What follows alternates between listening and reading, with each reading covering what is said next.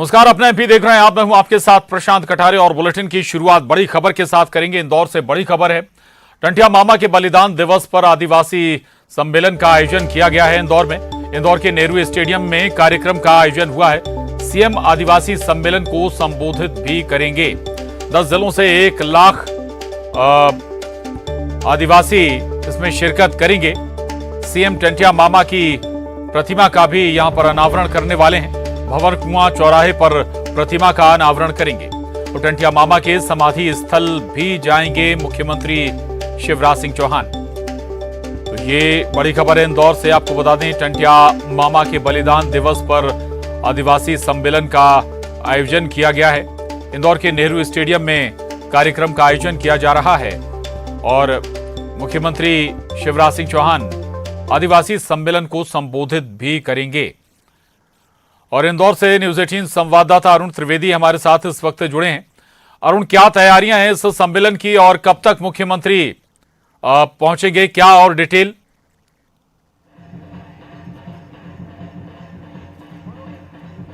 बिल्कुल, देखिए आज टंटिया मामा का बलिदान दिवस है और मध्य प्रदेश की सरकार इसको बड़े रूप में मना रही है। और मुख्यमंत्री शिवराज सिंह चौहान, प्रदेश के राज्यपाल मंगू भाई पटेल और प्रदेश अध्यक्ष बीजेपी के बीडी शर्मा, तीनों लोग हेलीकॉप्टर से टंटिया मामा भील का जो मंदिर बना हुआ है पाताल पानी, वहां पर जाएंगे।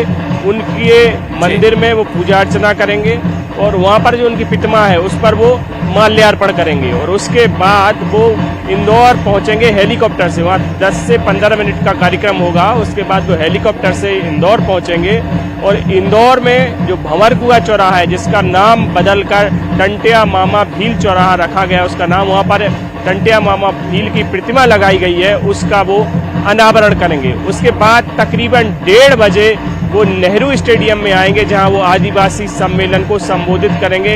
ये नेहरू स्टेडियम की तस्वीरें हम आपको दिखा रहे हैं। ये मंच, यहाँ पर भव्य मंच बनाया गया है। एक तरफ जो आदिवासी जननायक हैं, उनके परिजन जो हैं, जो बलिदान जिनका हुआ है, जिन्होंने आज़ादी की लड़ाई में भाग लिया था, उनके परिजन यहाँ पर मौजूद हैं। दोनों तरफ मंच पर उनको बिठाया गया है। बीच का जो मंच है, वहाँ पर सीएम शिवराज सिंह समेत तमाम बड़े नेता यहाँ पर मौजूद रहेंगे। उषा ठाकुर जो मंत्री है पर्यटन और संस्कृति, वो रहेंगी। तुलसीराम सिलावट जो है जल संसाधन मंत्री, वो भी यहाँ पर मौजूद रहेंगे। राज्यपाल और सीएम के अलावा बीडी शर्मा जो बीजेपी के प्रदेश अध्यक्ष है, वो भी यहाँ मौजूद रहेंगे। हम आपको अगर स्टेडियम की बात करें तो तकरीबन 1 लाख लोगों को जुटाने की व्यवस्था यहाँ पर की गई थी, लेकिन धीरे धीरे यहाँ पर भीड़ बढ़ती जा रही है। जनजाति समाज के लोग हैं वो यहाँ पहुँच रहे हैं और धीरे धीरे भीड़ यहाँ पर बढ़ती जा रही है। जो जनजाति समाज के युवा लोग हैं, उनको स्वरोजगार के लिए जो टंटिया मामा भील आर्थिक कल्याण योजना शुरू की गई है, उसके जो हितग्राही हैं उनको वो लाभ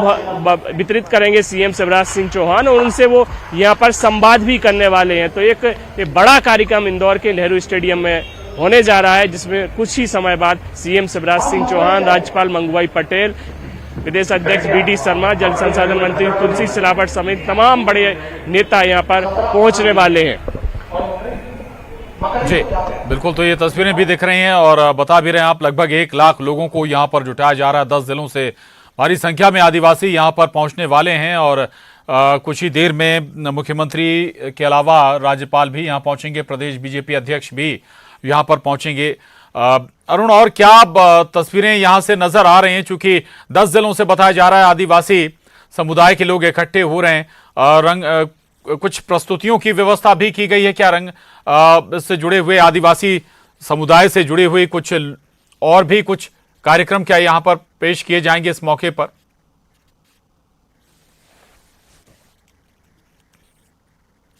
बिल्कुल, देखिए जो आदिवासी कला संस्कृति से जुड़े हुए कार्यक्रम है वो यहाँ पर होंगे। और आपको बता दें कि यहाँ पर मंच भी लगाया गया है, इसमें आदिवासी जो कलाकार हैं वो अपनी प्रस्तुति देंगे। एक मंच उनके लिए भी अलग से लगाया गया है। तो पूरा ये जो कार्यक्रम है, सांस्कृतिक गतिविधियों से लेकर आर्थिक गतिविधियों का ये गवाह नेहरू स्टेडियम यहाँ पर बनेगा। और आज ये जो बड़ा कार्यक्रम है नेहरू स्टेडियम में हो रहा है, इसमें हम आपको बता दें, देखिए अभी धीरे धीरे ये पूरा स्टेडियम भरना शुरू हुआ है। तमाम जिलों से 10 से ज्यादा जिलों से आदिवासी यहाँ पर पहुंच रहे हैं और करीब 1 लाख आदिवासी जुटाने की व्यवस्था की गई। बसों से उनको यहाँ पर लाया गया है और जो 1:30 बजे का कार्यक्रम 1:30 बजे तक ऐसा माना जा रहा है कि जो स्टेडियम है पूरा खचाखच भर जाएगा और यहाँ पर एक नाट्य मंचन भी होगा। जो टंटिया मामा भील के जीवन पर आधारित जो नाट्य मंचन है वो भी यहाँ पर होगा। उनकी एक डॉक्यूमेंट्री यहाँ पर दिखाई जाएगी।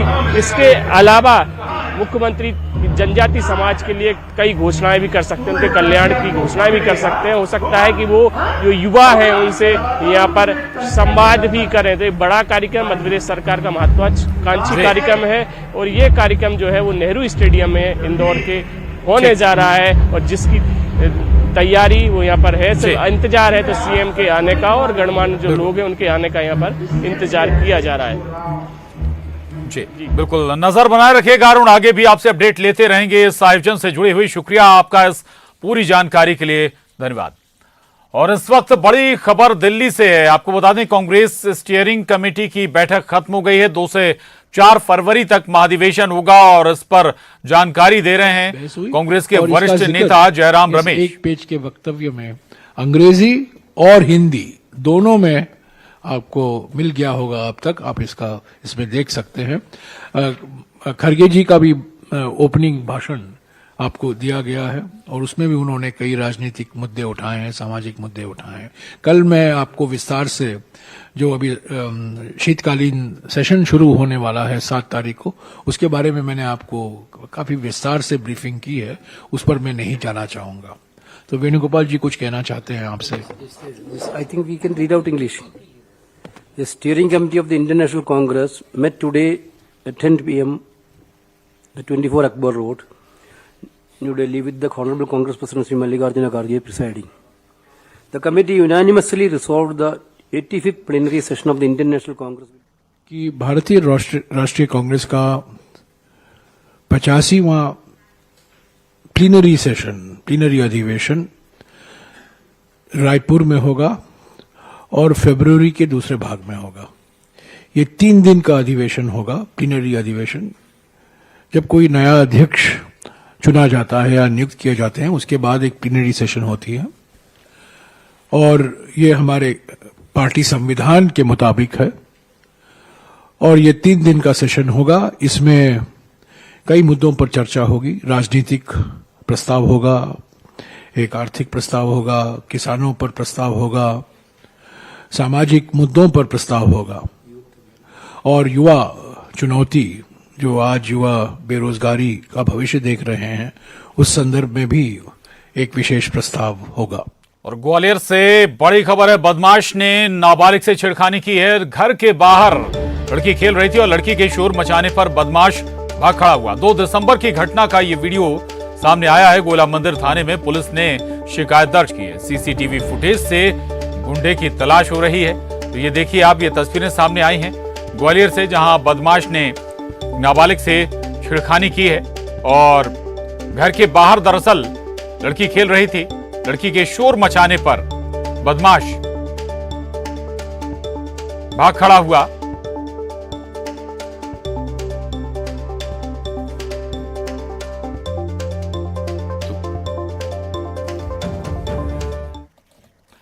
और मध्य प्रदेश की गलियों में लड़कियां किस तरह से असुरक्षित हैं, ये तस्वीरें बयां कर रही हैं।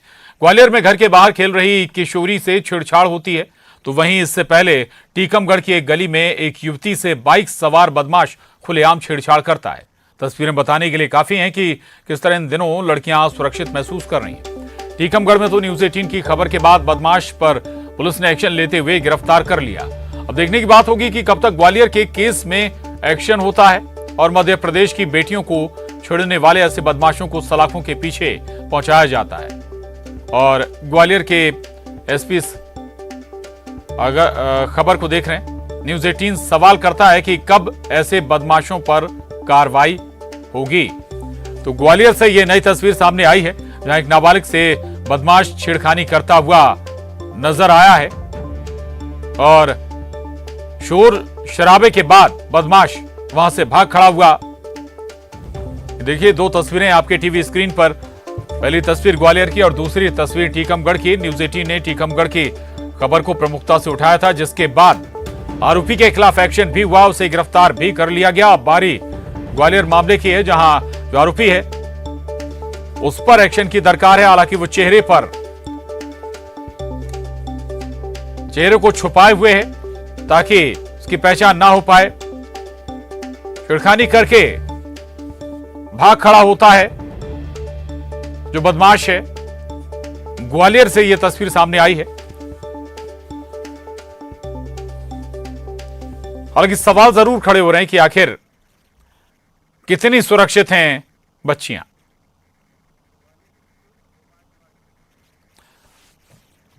और सुशील का आरोप करेंगे। ग्वालियर से हमारे साथ सुशील कौशिक जुड़े हुए हैं, भोपाल से हमारे साथ वासु चौरे जुड़ गए हैं। सुशील, ग्वालियर की नई तस्वीरें टीकमगढ़ के बाद ग्वालियर में भी हालांकि अब ये तस्वीर सामने आई, क्या पुलिस बता रही है, पहचान कैसे होगी इसकी, चूंकि चेहरा भी ये शख्स छुपाए हुए था? बिल्कुल, देखिए ग्वालियर में भी एक ऐसा ही वाकया सामने आया है, जहां पर गोले का मंदिर इलाके के एक पोश एरिया में एक जो किशोरी है नाबालिग, जो घर के बाहर खेल रही थी अपनी सहेलियों के साथ, उसके साथ छेड़खानी की है। छेड़खानी करने वाला बाइक से आया था और उसने मुंह पर एक तरह से कपड़ा बांधकर नकाबपोश की शक्ल में था। सीसीटीवी में पूरी ये घटना कैद हुई है। 2 दिसंबर की रात 9 बजे के लगभग का पूरा वाकया है और पुलिस ने आज इसमें एफआईआर दर्ज की है और लड़की के परिवार वालों ने एफआईआर दर्ज कराई है। दरअसल कल परिवार में कोई गमी होने के चलते वो थाने नहीं पहुंचे थे, यही वजह कि आज सीसीटीवी के साथ इस मामले में एफआईआर हुई है और पुलिस अब जो है इस नकाबपोश की तलाश कर रही है और लड़की वालों से भी बयान लिए गए हैं कि किस तरह से क्या ये शख्स पहले भी इस हुलिये का नजर आया है या आसपास के लोगों से भी पुलिस इसमें पूछताछ करेगी। चूंकि वो नकाब पहने था, यही वजह है कि उसकी तस्दीक करने के लिए पुलिस को मशक्कत करनी पड़ रही है। आसपास के लोगों से पूछताछ की जा रही है। इसका हुलिया भी जारी करने की तैयारी कर रही है पुलिस। बिल्कुल, हुलिया भी जारी करने की तैयारी है पुलिस की और जाहिर हो सकता है कि इसके पहनावे से कुछ क्लू पुलिस को जरूर मिले। भोपाल का रुख करते हैं, वासु हमारे साथ बने हुए। वासु, केवल टीकमगढ़ और ग्वालियर का मामला नहीं है, बल्कि ये तो तस्वीरें सामने आ गई, सीसीटीवी फुटेज सामने आ गया। सवाल तो है कि पूरे प्रदेश में इस तरह की घटना होती हैं, उन पर लगाम कैसे लगाया जाए, कैसे लॉ एंड ऑर्डर पर मजबूती दिखाई जाए, दुरुस्त किया जाए उसे। वासु।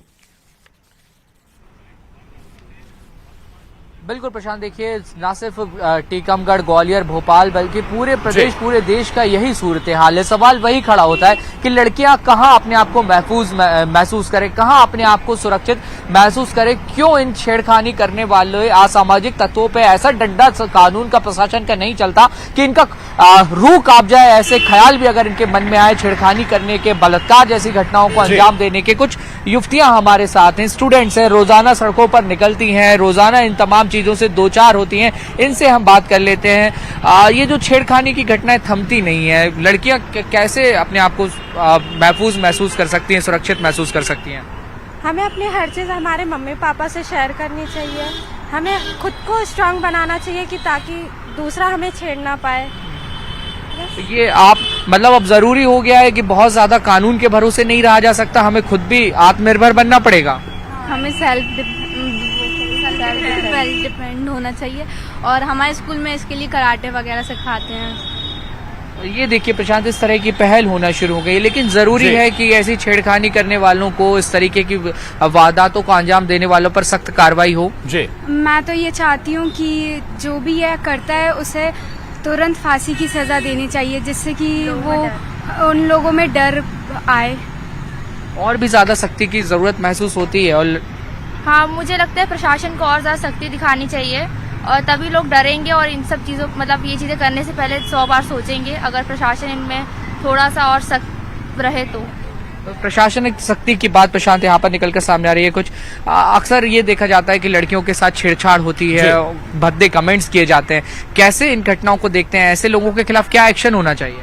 या इंशाल्लाह इन लोग के हिसाब पूरा, मतलब जो लोग ये करते हैं उनके मन में ऐसे विचार कैसे आ जाते हैं समझ नहीं आता। जो लोग ऐसा करते हैं उनको अरेस्ट करना चाहिए या फिर उनके साथ ऐसी चीजें करना चाहिए कि जो दूसरे लोगों के मन में ख्याल भी आ रहे हैं तो वो लोग, उन लोग के अंदर डर बैठ जाए कि हमको करना नहीं है, तो इससे ज्यादातर शायद स्टॉप होगा ये सब होना। देखिए ये स्टूडेंट्स हैं और ये रोजाना ट्रैवल करते हैं, रोजाना कई लोगों से मिलते जुलते हैं, बातचीत करते हैं और ऐसी जो घटनाएं हैं वो कभी इनके साथ, कभी इनके मित्रों के साथ भी होती है। इनका यही कहना है कि शासन प्रशासन को सख्त होने की जरूरत है और इसके साथ ही लड़के। ये जो दो तस्वीरें सामने आई हैं, इनका एक जरिया, मुख्य जरिया सीसीटीवी रहा है, यानी कि टेक्नोलॉजी बड़ी मददगार होती है ऐसे मामलों में आरोपी तक पहुंचने की। टेक्नोलॉजी से क्या और ज्यादा मॉनिटरिंग मजबूत करने की दरकार है और ज्यादा इसको और ज्यादा बेहतर तरीके से मॉनिटर किया जाए। दूसरा ये कि धाराएं हल्की लगती हैं, छेड़खानी मामले में बहुत ज्यादा वैसी धाराएं नहीं लगती हैं तो जल्दी छूट कर आ जाते हैं बाहर, फिर अपनी हरकत को अंजाम देने लगते हैं। उसमें भी कहीं और ज्यादा कुछ बदलाव की दरकार नजर आती है क्या? क्या कहते हैं छात्राएं? हाँ बिल्कुल प्रशांत भी, आपके जो सवाल है वो काफी महत्वपूर्ण है और इन छात्राओं से इस बात का भी मैं जरूर जवाब लूंगा। ये ग्वालियर में जो हाल ही में घटना हुई जिसका भी हम जिक्र कर रहे थे, सीसीटीवी फुटेज से ये पूरी घटना का खुलासा हुआ। ऐसे जो इक्विपमेंट्स है, टेक्नोलॉजीज हैं, वो हर जगह इंस्टॉल हो जाए, सीसीटीवी हर जगह लग जाए तो अपराधियों की पहचान भी जल्दी होगी, पकड़ा भी जाएगा और अपराधियों पर रोक भी लगेगी। हाँ ये सही है, अगर हर जगह सीसीटीवी कैमरास होंगे तो जो भी ये लोग करेंगे इनमें भी डर आएगा कि यहाँ कैमरास हैं और उनको पकड़ने में भी आसानी होगी। इसीलिए मतलब हर जगह हमें कैमरास सरकार को करवाने चाहिए कि सारी चीजें और बाकी जो गुनाह होते हैं वो कम हो जाए। अब मोबाइल फोन भी एक आपका बड़ा हथियार बन चुका है, इसका भी हम बेहतर इस्तेमाल कर सकते हैं। जैसे लड़कियां घरों से बाहर मूव कर रही हैं तो उनके माता पिता के पास उनकी लोकेशन हो, लाइव लोकेशन से का भी हम फायदा उठा सकते हैं, ट्रेसिंग हो सकती है। इस तरीके की चीजों का इस्तेमाल बढ़ना चाहिए। हाँ ये चीज़ तो है कि पेरेंट्स लोग देते हैं, अब तो हम 11th में भी हैं तो हम सबको मोबाइल भी देते हैं, तो हमें इस सब चीज़ों का भी उपयोग करना चाहिए ताकि हम लोग भी थोड़ा सेफ रहें। लोगों में जागरूकता भी उतनी ज़रूरी है। घर से लोग जागरूक होंगे, अच्छे विचार, अच्छे जो संस्कार हैं वो अगर घर से लड़कों को मिलेंगे और लड़कियों को भी मिलेंगे तो इस तरह की घटना अपने आप थम जाएंगी। यस ये बिल्कुल सही है, हमारे पेरेंट्स को अच्छी सीख देनी चाहिए। ठीक है, तो देखिए प्रशांत, टेक्नोलॉजी का इस्तेमाल भी जरूरी हो गया है बिल्कुल, और इसके साथ ही बेहतर रूप से अगर पेरेंट्स मॉनिटरिंग करेंगे अपने बच्चों की तो कहीं ना कहीं सारी तमाम घटनाओं से पार पाया जा सकता है। लेकिन फिर भी कानून को अपनी जो छात्राओं को भी सजग रहना होगा, परिवार को भी मॉनिटर ध्यान से करना होगा और भी तमाम जो अलग अलग सिस्टम उसकी जिम्मेदारियां यहां पर हैं ताकि बच्चियां सुरक्षित रहें। शुक्रिया वासु आपका जानकारी के लिए। सुशील आपका भी बहुत धन्यवाद इस पूरी बातचीत के लिए। अगली खबर का रुख करेंगे। राहुल गांधी की भारत जोड़ो यात्रा का आज मध्य प्रदेश में अंतिम दिन है और देर शाम भारत जोड़ो यात्रा आगर मालवा के लाल खेड़ी से होती हुई राजस्थान के चवली में एंटर करेगी। सर्दी के बावजूद लोग बड़ी संख्या में राहुल गांधी की यात्रा में शामिल हो रहे हैं, जिससे कांग्रेसी कार्यकर्ताओं और नेताओं में खासा उत्साह बना हुआ है। तो आज आगर मालवा से राजस्थान की सीमा में प्रवेश कर जाएगी कांग्रेस की भारत जोड़ो यात्रा, जहां आगर मालवा के लालखेड़ी से होती हुई राजस्थान के चावली में कांग्रेस की भारत जोड़ो यात्रा एंटर करेगी। आगे बढ़ेंगे। भारत जोड़ो यात्रा का मध्य प्रदेश में आज अंतिम दिन है। मध्य प्रदेश में भारत जोड़ो यात्रा के अंतिम दिन राहुल गांधी के साथ कदम मिलाते प्रसिद्ध भजन गायक प्रहलाद टिपानिया नजर आए। पद्मश्री से सम्मानित टिपानिया तंबूरे के साथ यात्रा में शामिल हुए। तस्वीरें देखिए।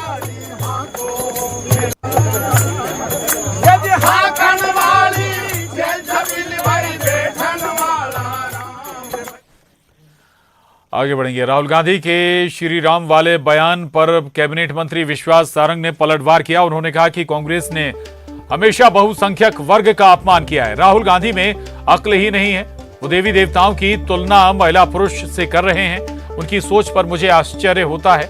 गुजरात में जबरदस्त मोदी लहर है, वहां की जनता डबल इंजन की सरकार को और ज्यादा मजबूत बनाने का मन बना चुकी है। इर्द गिर्द वो लोग चलेंगे जो हिंदुओं का अपमान करते आए, तो आप उनसे और अपेक्षा क्या करोगे। भारत जोड़ो यात्रा की शुरुआत किसने कराई? उस पादरी ने कराई जिसने हजारों हिंदुओं का धर्मांतरण करवाया। तो आप उनसे अपेक्षा क्या कर सकते? इससे ज्यादा आपत्तिजनक, दुर्भाग्यपूर्ण कुछ नहीं हो सकता।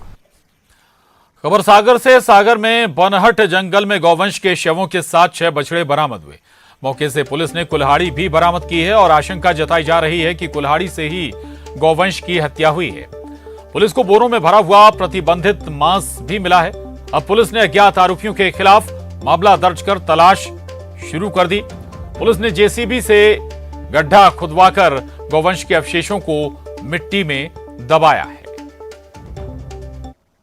पड़े हुए हैं जो संदिग्ध अवस्था में है। तत्काल पुलिस मौके पे पहुंची, यहाँ पे पीएम करवाया गया और मामला कायम कर कार्रवाई की जा रही है। और रतलाम से बड़ी खबर है, मोबाइल की बैटरी में ब्लास्ट हो गया। रतलाम में जावरा के हाथीखाना क्षेत्र की यह घटना है। हालांकि अच्छी बात यह रही कि इससे कोई जनहानि नहीं हुई।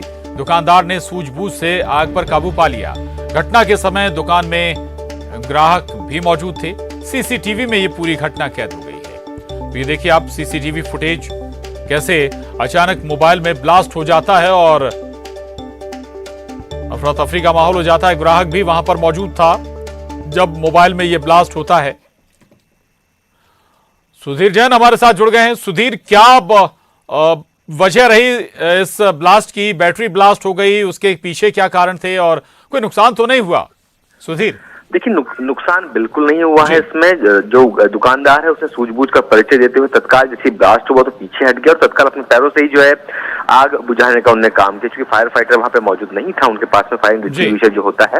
लेकिन राहत की बात यह है कि वो जो बैटरी थी उसके अंदर बबल आ गया था और ये दुकानदार का कहना है कि मैं इस बैटरी को फेंक चुका था, लेकिन किसी और कस्टमर ने उसे वापस लाके दे दी कि इसे कबाड़ में बेचिएगा। बस वो थोड़ा सा ही लालच जो था उनको दुख दे गया। जैसे उन्हें बैटरी रखी, थोड़ा चेक कर रहे थे बैटरी को और चेकिंग के दौरान ही बैटरी में ब्लास्ट हो गई, जो सीसीटीवी में ये पूरी घटना कैद हुई। उसके बाद दुकानदार ने तौबा कर ली कि अब कभी भी ऐसी बबल वाली बैटरी अगर किसी के भी पास हो तो उसे तत्काल फेंक दे, अपने पास ना रखे, क्योंकि इस तरह के ब्लास्ट होने की संभावना उसमें बनी रहती है। जी, तो ये बड़ा मामला है जावरा के हाथीखाना सामने आया। शुक्रिया, धन्यवाद आपका इस पूरी जानकारी के लिए। और अब रुक करेंगे 25 सेकंड 25 खबर का। टंटिया मामा के बलिदान दिवस पर आदिवासी सम्मेलन इंदौर के